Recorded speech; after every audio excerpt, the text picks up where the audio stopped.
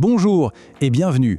Pour tout futur pro de la négociation et digitalisation de la relation client, il y a une question qui est vraiment au cœur de tout. Comment est-ce qu'on fait pour bâtir une relation commerciale qui soit à la fois solide et sûre à l'heure du tout numérique? Eh bien, c'est exactement ce qu'on va décortiquer ici. On va plonger au cœur d'un enjeu absolument essentiel pour une future carrière. En fait, tout le commerce en ligne, au fond, repose sur une seule et unique question. C'est presque une énigme.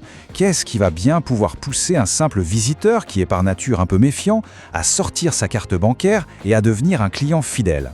La réponse, elle est toute simple, elle tient en un seul mot. Et ce mot, évidemment, c'est la confiance. C'est un peu le moteur invisible de toute transaction.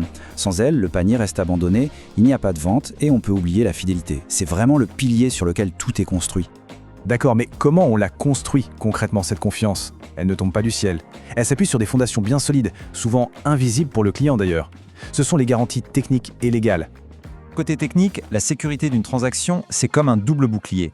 Le premier, c'est le protocole SSL/TLS. C'est ce petit S dans HTTPS qui garantit que la conversation entre le site et le client reste privée.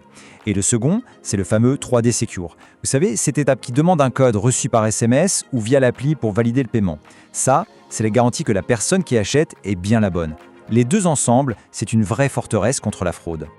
Et puis, la confiance, c'est aussi une affaire de choix. Quand on propose des options de paiement connues et reconnues comme PayPal, Apple Pay ou même des facilités de paiement, on ne dit pas juste « payez comme vous voulez ». Non, on dit « on travaille avec des partenaires fiables et c'est à vous de choisir ». Ça change tout. On passe maintenant au volet légal. Et là, le sigle à connaître par cœur, c'est RGPD. Ce n'est pas juste une contrainte administrative, c'est une promesse qui est faite à chaque client. Ces données personnelles lui appartiennent. Pour une entreprise, respecter le RGPD, c'est prouver qu'elle respecte d'abord ses clients. Et la protection ne s'arrête pas aux données, loin de là. Le droit de la consommation, c'est un vrai filet de sécurité pour l'acheteur. Il y a bien sûr le fameux droit de rétractation, mais aussi des garanties super importantes qui obligent le vendeur à tenir sa promesse. Le produit reçu doit être conforme à la description et il ne doit pas avoir de défaut caché. Et là, il y a un chiffre à graver dans le marbre, 14 jours, voilà. C'est le temps qu'a un client pour dire « finalement non, je change d'avis » après un achat en ligne, et sans avoir à donner la moindre excuse. C'est un droit qui change absolument tout. Ça enlève cette peur de se tromper, ça redonne le contrôle, et en termes de confiance, c'est juste énorme. Bon, avoir les meilleurs systèmes techniques et respecter la loi à la lettre, c'est la base. Mais ça ne suffit pas. Parce que forcément, un jour ou l'autre, quelque chose va mal se passer. Et c'est précisément à ce moment-là que la technique s'efface, et que tout repose sur l'humain. Face à un client mécontent, la pire chose à faire, c'est d'improviser. La seule solution, c'est d'avoir un processus de gestion des réclamations qui soit clair et bien structuré. Ce n'est pas juste une procédure, c'est le moment de vérité. Le moment où une marque peut transformer un gros problème en une belle réussite et un client furieux en un ambassadeur. Allez, mettons tout ça en pratique. Voyons comment ces principes s'appliquent avec un scénario très concret que vous rencontrerez sûrement. Donc, on a un client en colère qui appelle le service client. L'émotion de départ, c'est de la colère, de la frustration et surtout, le sentiment de s'être fait avoir. La première réponse de l'agent, elle est cruciale. Regardez bien.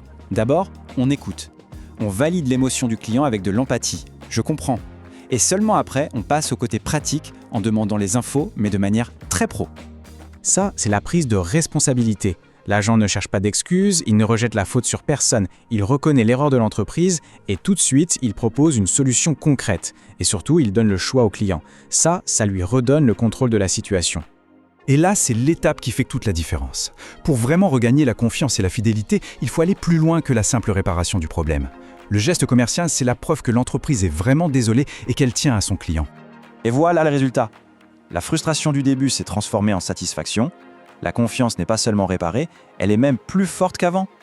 Le client, il ne se souviendra pas du problème, mais de l'efficacité et de la gentillesse du service client.